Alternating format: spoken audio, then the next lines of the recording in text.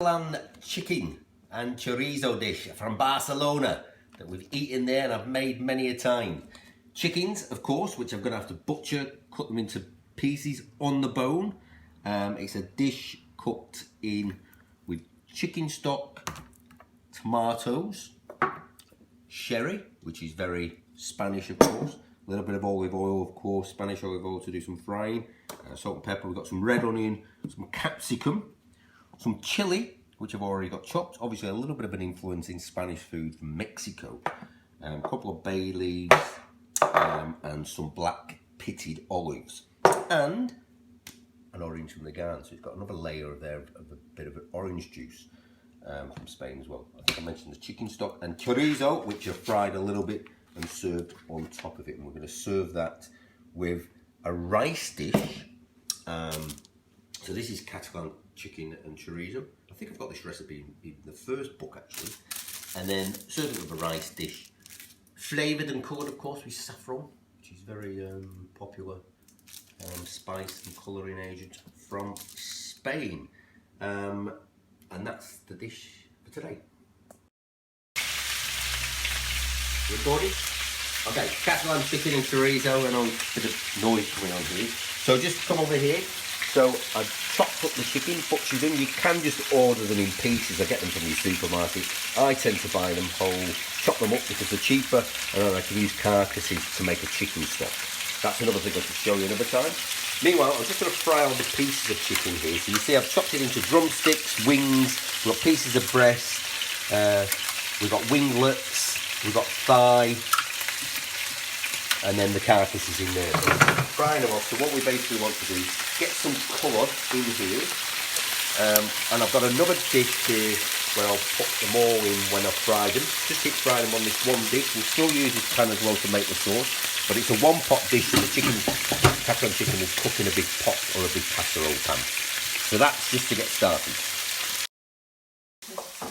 Okay, all good. So you can see all the chicken in there.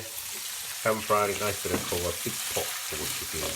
Same pan, because you've got some of the juices in the browning of the chicken in there. So I'm browning the onions. Your capsicum, which is red and green.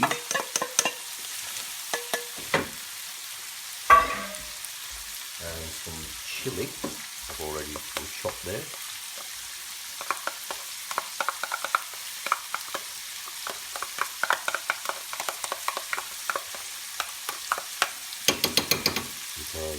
What's that spoon? Yeah, not from Spain, it's from Dongora, WA. Then, garlic.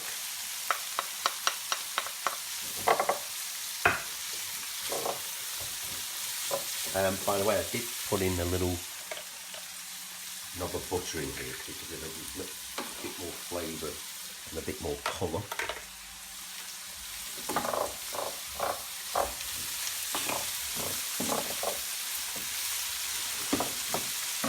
Then, a bit like making a sauce, about 30 grams of flour. And what this will do, this will thicken it. A bit like making a roux before, so that will thicken with the butter and the olive oil which is in there to fry it all.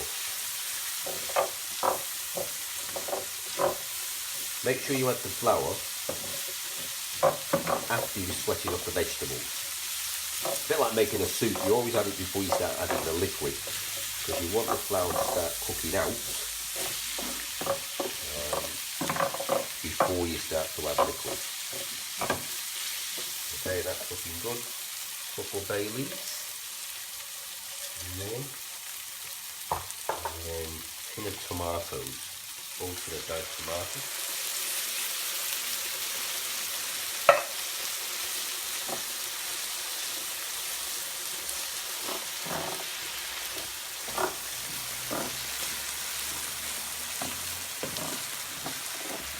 And then 200 mils of chicken stock. Okay, salt.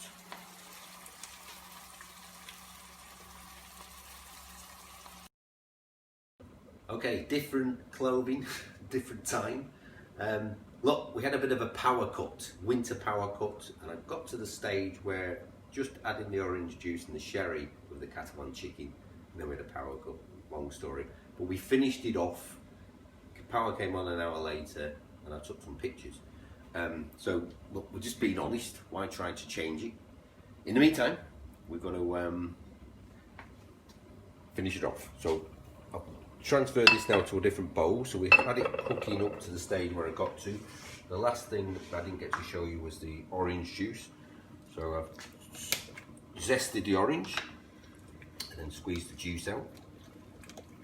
From there, so you want the zest and the juice out. And by the way, this recipe is on my website now as well. So that goes into there with everything else. And the sherry. I was trying to find a Spanish schnapps glass, but I can find one from Portugal. So that's near enough. Bit of sherry in there and one for the chef. Okay, so we've got everything there, including the tomatoes and the stock and everything I've shown you beforehand. So I'm just going to leave that to simmer now in a different pot. So I've actually had to cook it again up to the stage where I was. Leave this for about probably 30 minutes, 40 minutes, and then I've only got two more things to add, which is the olives and the chorizo. Of course, the chorizo sausage is very Spanish.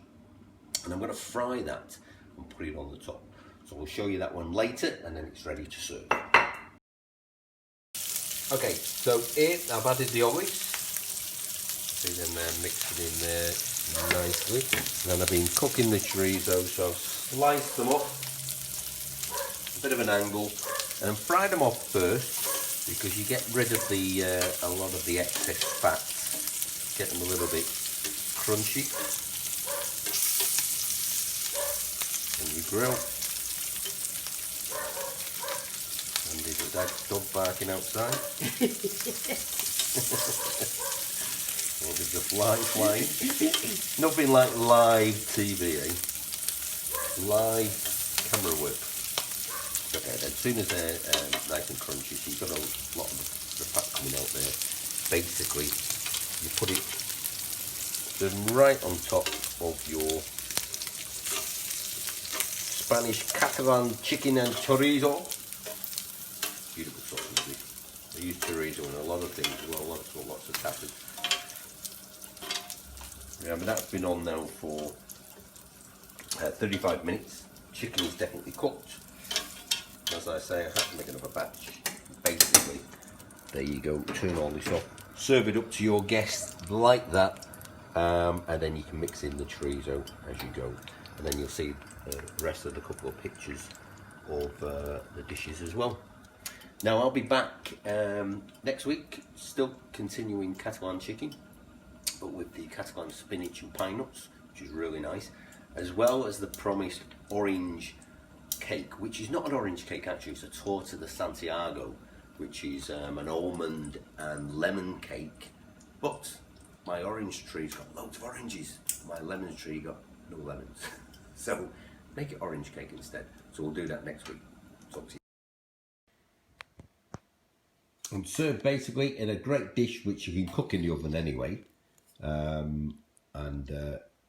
Beauty's always extremely popular, so full of flavour. Do you know what? And if you can't finish it all because you cooked too much, and I was cooked quite a lot, it's even better the next day.